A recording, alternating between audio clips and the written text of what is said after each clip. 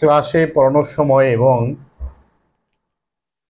অন্যান্য সময়ে, তাছাড়া আমার এই ইউটিউব চ্যানেলে বিভিন্ন ভিডিওর কমেন্টে আমি যেটা দেখতে পাই, তাছাড়া বিভিন্ন শিক্ষার্থীদের সাথে কথা হলে সবারই একটা প্রশ্ন, সেটা হচ্ছে যে পড়া মনে থাকে না।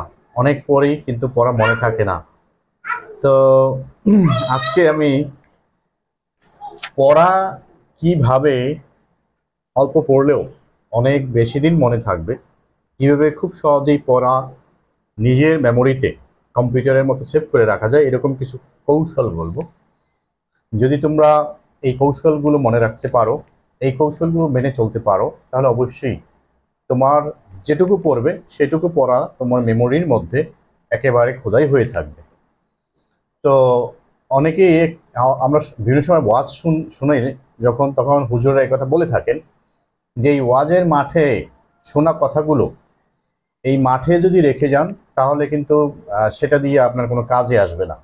সুতরাং এই মাঠ থেকে যা শুনে যাবেন সেটা নিজের সাথে বাড়িতে নিয়ে যেতে হবে। সুতরাং যে কৌশলগুলো আমি এখানে বলবো, সেগুলো তোমার অবশ্যই পড়ার সময় সেগুলো প্রয়োগ করতে হবে, এবং এই কৌশলগুলো অবশ্যই তোমাকে মেনে চলতে হবে।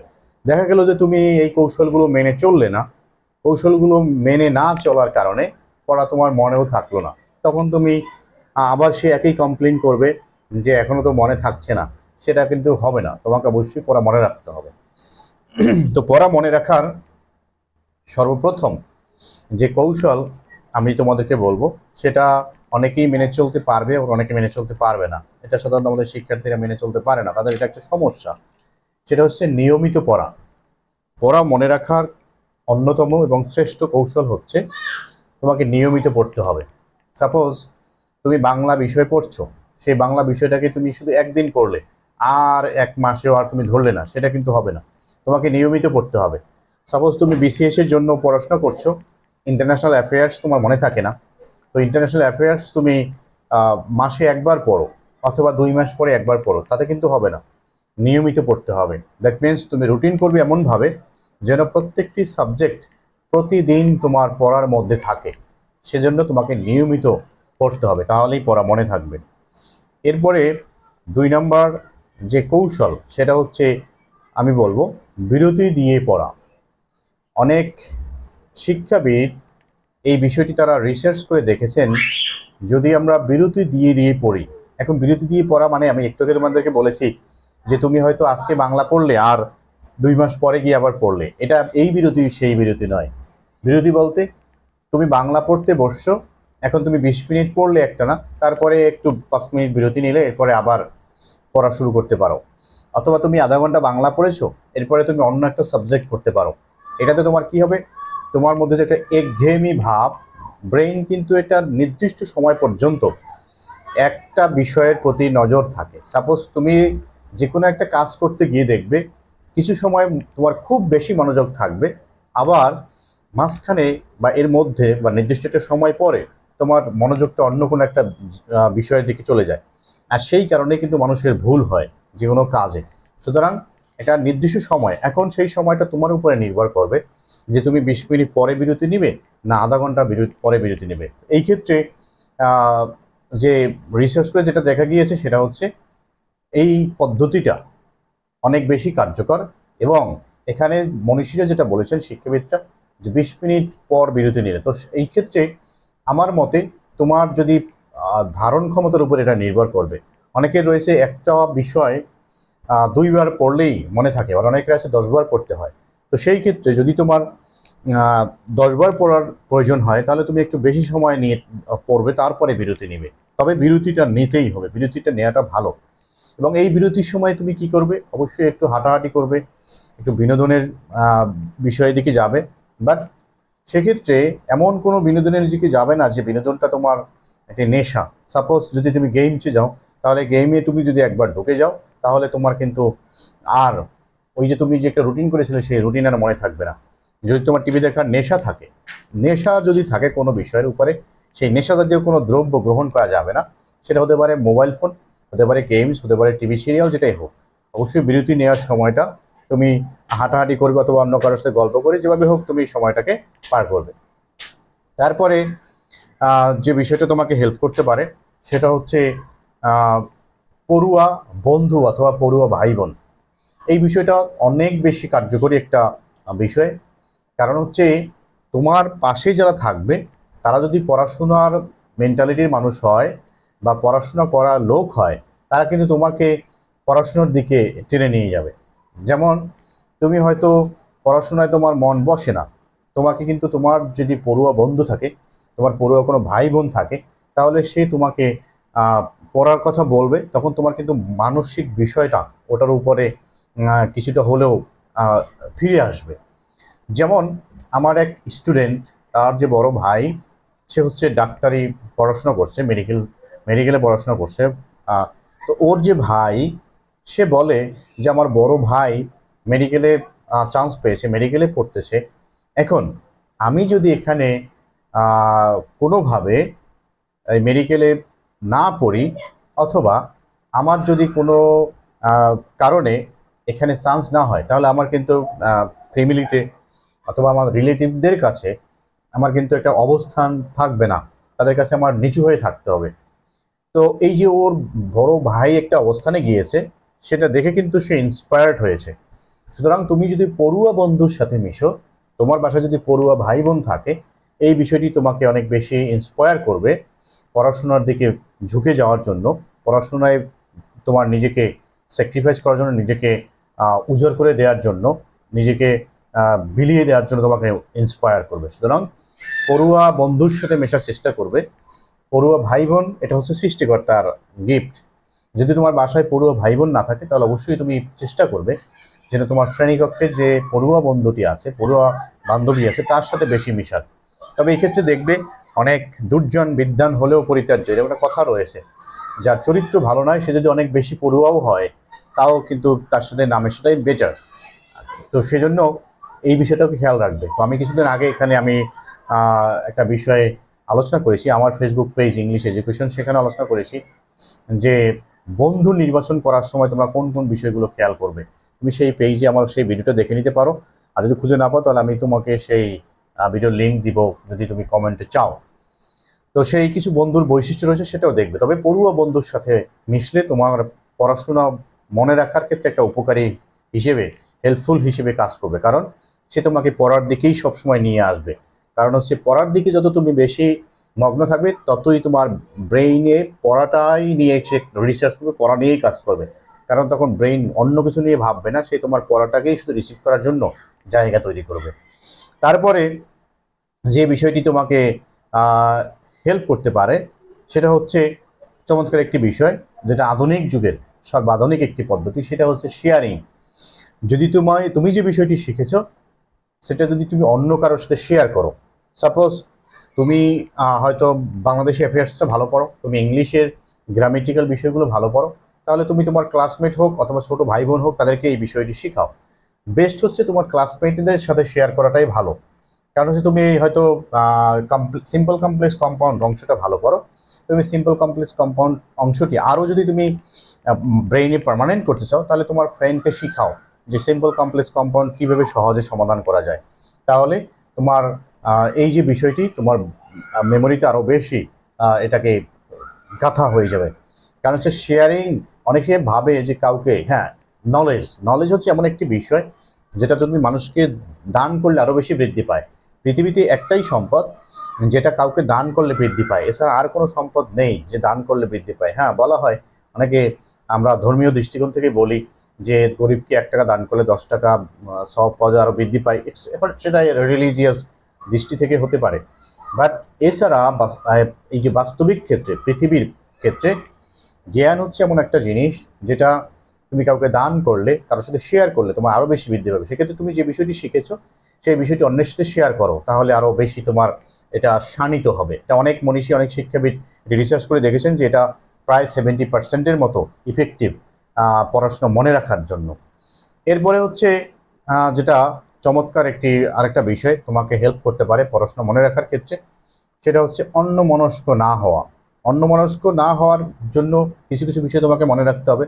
সেটা হচ্ছে পড়ার পরিবেশটি তোমাকে নীরব থাকতে হবে। সাপোজ তুমি এখানে পড়ছো, তোমার সেই রুমেই টিভি চলছে, তুমি যে রুমে পড়ছো সেটা ড্রয়িং রুম, মেহমান এসছে তারা কথা বলছে, সেখানে তুমি বসে পড়ছো, তখন তোমার মনোযোগটা অন্যদিকে যাওয়া স্বাভাবিক।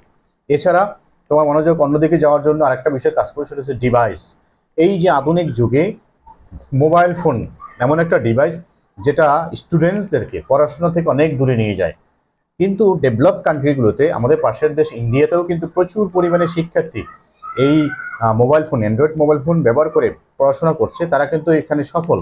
বাট আমাদের দেশের শিক্ষার্থীরা কিন্তু এখানে ব্যর্থ হচ্ছে, কারণ তারা এই ডিভাইসটিকে মিসইউজ করে। সুতরাং যদি তোমার কাছে ডিভাইস থাকে, তাহলে সেই ডিভাইসটিকে অনেক দূরে রেখে দাও। সাপোজ তুমি যখন পড়াশোনা করতে বসবে, তার আগেই ওই ডিভাইসটিকে এমন জায়গায় রেখে দেবে এবং সাইলেন্ট করে রেখে দেবে, যেন ও তোমাকে, ডিভাইসটি যেন তোমাকে ডিস্টার্ব করতে না পারে, তোমাকে যেন অন্যমনস্ক করে দিতে না পারে।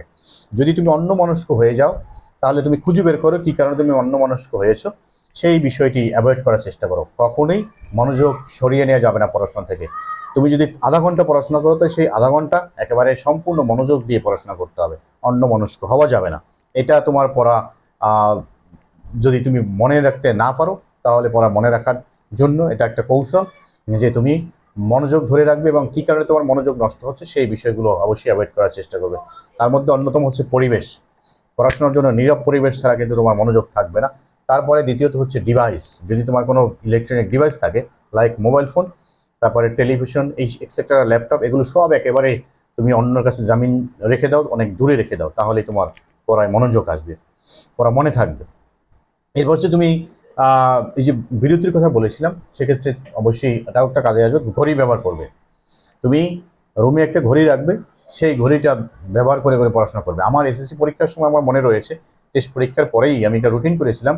সেখানে আমি আমার রুটিন যেটা থাকতো, সেই রুটিনটা আমার পড়ার টেবিলের সামনে টানানো ছিল। সেখানে আমার দেওয়া ছিল যে আমি এখন বিকালে এমসিকিউ পড়বো। হয়তো আমি এখন বাংলা ব্যাকরণের এমসিকিউ পড়বো 1 ঘন্টা, 4টা থেকে 5টা। আমি সেই ঘড়ি দেখে সেই 4টা থেকে 5টা আমার স্টপ। আমি 5টা পরে অন্য কোনো কাজ করব, অথবা একটু রিফ্রেশমেন্টের জন্য বাইরে হাঁটাহাঁটি করতে যাব। এরকম করে ঘড়ি ব্যবহার করে তুমি 25 মিনিট পড়াশোনা করো, তারপরে 5 মিনিট বিরতি নাও। 25 মিনিট পরে 5 মিনিট বিরতি নিয়ে এরকম করে পড়লে সবচেয়ে বেশি তোমার পড়া মনে থাকবে এবং মাথার মধ্যে স্থায়ী হবে। 5 মিনিটের জন্য তুমি একটু হাঁটাহাঁটি করবে, অবশ্যই দূরে কোনো কাজে বা ইলেকট্রনিক কোনো ডিভাইসের কাছে, টিভি সেট, এই সকল কোনো কাছে যাবে না। তারপরে যেটা আমাদের সমস্যা হয়, সেটা হচ্ছে ঘুমের অভাব। যদি তোমার ঘুমের অভাব থাকে, তাহলে তোমার মস্তিষ্ক কিন্তু কাজ করবে না। কারণ হচ্ছে ব্রেইনের খাবার হচ্ছে অক্সিজেন। যখন মানুষ বেশি রাত জাগে, ঘুম কম হয়, সেক্ষেত্রে কিন্তু তোমার অক্সিজেন সাপ্লাই এখানে কম হয়ে থাকে। সুতরাং তখন কিন্তু অনেক ধরনের সমস্যা হয় আমাদের ব্রেইনে। তাহলে তোমার ব্রেইনের যে খাবার, সেটা আমাদেরকে দিতে হবে, সেটা হচ্ছে অক্সিজেন। আর সেজন্য বেশি পরিমাণে ঘুমোতে হবে। এখন তুমি পড়াশোনা বাদ রেখে ঘুমাবে সেটা নয়। দেখা গেল তুমি রাত জেগে পড়েছো, তাহলে তুমি দিনের বেলা ঘুমিয়ে নেবে। অবশ্যই সুস্থ থাকার জন্য 8 ঘন্টা ঘুম প্রয়োজন। সেই 8 ঘন্টা তুমি রাতে ঘুমাও অথবা দিনে ঘুমাও, ম্যানেজ করে তোমাকে ঘুমাতে হবে। যেমন আমি রাত জেগে পড়তাম, যেদিন 2টা পর্যন্ত পড়তাম, সেদিন আবার দিনের বেলা বিকেলে অথবা দুপুরে একটা সময় করে আমি ঘুমিয়ে ওইটা ঘুমটা পুষিয়ে নিতাম।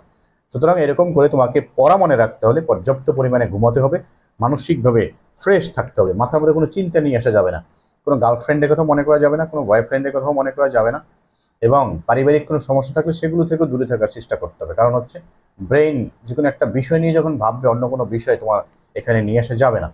তো সেজন্য অবশ্যই পর্যাপ্ত ঘুমিয়ে নিজের ব্রেনটাকে রিফ্রেশ করতে হবে, সতেজ রাখতে হবে, তাজা রাখতে হবে, একেবারে সতেজ লাউ গাছের মতো রাখতে হবে। তারপরে যেটা তোমাকে উপকারী পদ্ধতি, বর্তমানে মডার্ন, এটাকে আলট্রা মডার্ন পদ্ধতি বলা যেতে পারে, সেটা হচ্ছে গ্রুপ স্টাডি। বর্তমানে কিন্তু মাধ্যমিক লেভেলে যে নতুন কারিকুলাম চলে আসছে, সেই কারিকুলামে কিন্তু বলা হয়েছে, বেশি পরিমাণে গুরুত্ব দেওয়া হয়েছে গ্রুপ স্টাডির উপরে। কারণ গ্রুপ স্টাডি সবচেয়ে বেশি কার্যকরী পদ্ধতি। কারণ একটা শ্রেণীকক্ষে সকল শিক্ষার্থী কিন্তু সমানভাবে পড়াশোনা মনে রাখতে পারে না।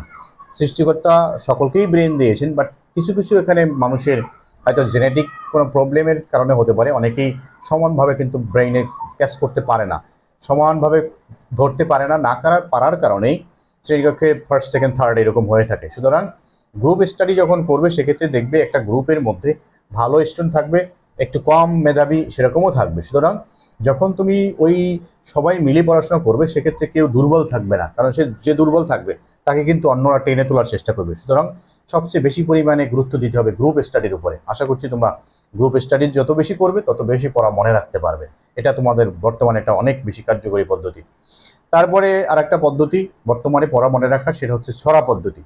বর্তমানে দেখা যায় বিভিন্ন বড় বড় যে লেখকরা বইগুলো লিখছেন, গ্রামার হোক, বাংলা গ্রামার, আমরা বাজারে অনেক বই পাই, সেগুলোর ক্ষেত্রে কিন্তু বেশিরভাগ পরিমাণেই আমরা ছড়ার মাধ্যমে শেখানো দেখতে পাই। প্রিপোজিশন ছড়ার মাধ্যমে শেখানো হয়। আমার এই চ্যানেলে আমি প্রিপোজিশন আর্টিকেল এগুলো নিয়ে অনেক ছড়া দিয়েছি, সেগুলো তোমরা দেখতে পাবে আমার যে ইংলিশ হসপিটাল 24 চ্যানেল সেখানে। তাছাড়া আমরা দেখতে পাই সাইফুস সহ অন্যান্য যে কোচিং সেন্টারগুলো রয়েছে যেখানে ইংরেজি শেখানো হয়, সেখানে ইংরেজি, বাংলা, অন্যান্য বিষয়গুলো কিন্তু ছড়ার মাধ্যমে শেখানো হয় বর্তমানে। যেমন আমরা ফিজিক্স অথবা কেমিস্ট্রি, হাই হি লি বি বেবো কানা, এরকম একটা ছড়া রয়েছে কিন্তু সায়েন্সের স্টুডেন্টদের জন্য। এরকম করে আশু বিনি, এরকম বাংলা ব্যাকরণের জন্য ছড়া রয়েছে। এই যে ছড়ার মাধ্যমে পড়লেও কিন্তু তোমার দ্রুত পড়া মনে থাকবে এবং সেই পড়া দীর্ঘদিন তোমার ব্রেইনে স্থায়ী থাকবে। এই যে আমি কতগুলো পদ্ধতির কথা বললাম, এই পদ্ধতিগুলোর যখন তুমি সবগুলো মেনে চলবে, সর্বশেষ একটা পদ্ধতি, সেটা হচ্ছে তুমি যদি প্রয়োগ করো তাহলে মাঝে মাঝে এটা বুঝতে পারবে যে তুমি কতটুকু আগাচ্ছ। তো সর্বশেষ যে পদ্ধতির কথা বা পড়া মনে রাখার যে কৌশলের কথা আমি বলবো, সেটা হচ্ছে খুব কিছু একটা সময়ে সেটা হচ্ছে তুমি নিজেকে যাচাই করবে, test your self. That means তুমি যে পড়াটা পড়ছো সেটা তোমার কতটুকু ইমপ্রুভমেন্ট হচ্ছে, তুমি এই আমার যে পদ্ধতিগুলো আমি বললাম সেগুলো প্রয়োগ করে তুমি আসলেই নিজেকে কতটুকু ইমপ্রুভ করতে পারছো, সেই বিষয়টি নিজেকে যাচাই করে নেওয়া। তো এটা হচ্ছে আমাদের একটা নিজেকে মূল্যায়ন করার একটা বিষয়। যদি তুমি কিছু শিখতে পারছো, কিছু শিখেছো, সেই বিষয়গুলো তুমি নির্দিষ্ট সময় পরে পরে নিজেকে একটু টেস্ট করো, যাচাই করে নাও। দ্যাট মিনস তুমি শিখছো, বাট সেটা ইমপ্রুভমেন্ট হচ্ছে কিনা। দ্যাট মিনস তুমি ম্যাথ কম পারো, বাট সেটা তুমি আস্তে আস্তে সেটা কতটুকু উন্নতি হচ্ছে। আগে তোমার পড়া মোটেই মনে থাকতো না, আমার এই কৌশলগুলো প্রয়োগ করার পরে তোমার কতটুকু পড়া মনে থাকছে, সেই বিষয়গুলো তুমি একটু নিজেকে মাঝে মাঝে যাচাই করে নেবে। সেটা হচ্ছে সর্বশেষ পদ্ধতি। তাহলে তুমি তোমার কোনো জায়গায় ঘাটতি থাকলে সেটা বুঝতে পারবে। তো এই যে আমি পদ্ধতিগুলো বললাম, যে কৌশলগুলোর কথা বললাম পড়ায় মনে রাখার, এগুলো যদি তুমি সম্পূর্ণভাবে মনে রাখতে পারো, সম্পূর্ণভাবে প্রয়োগ করতে পারো তোমার বাস্তব জীবনে, তোমার স্টুডেন্ট লাইফে, তাহলে আশা করি তুমি সম্পূর্ণভাবে তোমার পড়া মনে থাকবে এবং পরীক্ষায় কখনোই তোমার পরীক্ষা হলে গিয়ে একেবারে সব ভুলে যাওয়ার কোনো সম্ভাবনা থাকবে না। তো যে যে স্তর থেকে যে সকল ক্লাসেই তোমরা পড়াশোনা করছো না কেন, হতে পারে সেটা মাধ্যমিক লেভেলে, তুমি হতে পারো উচ্চ মাধ্যমিক ক্লাসের স্টুডেন্ট, তুমি হতে পারো চাকরির পরীক্ষার্থীর স্টুডেন্ট, সবার ক্ষেত্রেই কিন্তু এই কৌশলগুলো অনেক বেশি প্রযোজ্য। কারণ তুমি যে শ্রেণীর হও, যদি তুমি পড়া মনেই না রাখতে পারো, পরীক্ষা হলে গিয়ে যদি তুমি ভুলেই যাও, তাহলে কিন্তু তোমার সময় নষ্ট করে পড়াশোনা করাটার কোনো রেজাল্ট আসবে না, কোনো আউটকাম আসবে না। সুতরাং যারাই যে ক্লাসের স্টুডেন্ট হও, সবাই মনোযোগ সহকারে ভিডিওটি বারবার দেখবে এবং এই কৌশলগুলোর প্রয়োজন তুমি নোট করে রাখো। এবং বিভিন্ন পত্রিকায় কিন্তু এই পড়া মনে রাখার জন্য বিভিন্ন শিক্ষাবিদ অনেক সাজেশন দেন, সেগুলো তোমরা দেখবে। শিক্ষা নামে যে পাতাটা রয়েছে, সেই পাতায় তোমরা এগুলো পাবে। তো বিভিন্ন সময় মনীষীরা যে কথাগুলো বলেছেন, সেগুলো আমি তথ্যগুলো নিয়ে তোমাদেরকে এখানে কিছু কৌশল, আমার পার্সোনাল লাইফের কিছু কৌশল, টেকনিক, যেগুলো প্রয়োগ করে আমি পড়া মনে রাখতে সফল হয়েছি, সেগুলো তোমাদের সাথে এখানে শেয়ার করলাম। যদি তোমাদের ভালো লাগে অবশ্যই ভিডিওটি লাইক, কমেন্ট, শেয়ার করবে। আর হচ্ছে যারা এখনও চ্যানেলটি সাবস্ক্রাইব করোনি, আমার পেজে ফলো করোনি, সেখানে তোমরা সবাই ফলো করবে এবং আমার চ্যানেলটি সাবস্ক্রাইব করে রাখবে। আশা করছি তোমরা যে এতদিন যে পড়া মনে রাখতে পারতে না, আমার এই কৌশলগুলো প্রয়োগ যদি করতে পারো, যদি এই কৌশলগুলো তুমি মনে রাখতে পারো, তাহলে তোমার পড়া মনে রাখতে খুব সহজ হবে, পরীক্ষায় তোমরা সফলকাম হবে। এবং যদি সফলকাম হও, পড়া যদি তোমার মনে থাকে এবং এই কথাগুলো আসলে যদি তোমার কাছে গ্রহণযোগ্য মনে হয়, তাহলে অবশ্যই সেটা কমেন্ট করে জানাবে। তো আজকে এখানেই শেষ করছি। যদি তোমাদের ভালো লাগে অন্যদের সাথে শেয়ার করবে, যাতে অন্যরাও তোমার, একটু আমি যেটা বললাম, শেয়ার করলে কিন্তু আরও বেশি তোমার মধ্যে তোমার জ্ঞান বুদ্ধি বৃদ্ধি পাবে। তুমি যদি আমার এই ভিডিওটি অন্যদের সাথে শেয়ার করে দাও, তোমার কোনো কিছু এখানে ঘাটতি পড়বে না। তোমার এটা হচ্ছে তোমার যে ফ্রেন্ড বা তোমার যারা রিলেটিভ রয়েছে, তারাও বিভিন্ন সমস্যাগুলো এর মাধ্যমে হয়তো সমাধান করে নিতে পারে। তো আজকে এখানে শেষ করছি। সকলকে অসংখ্য ধন্যবাদ। আল্লাহ হাফেজ। Thank you everybody.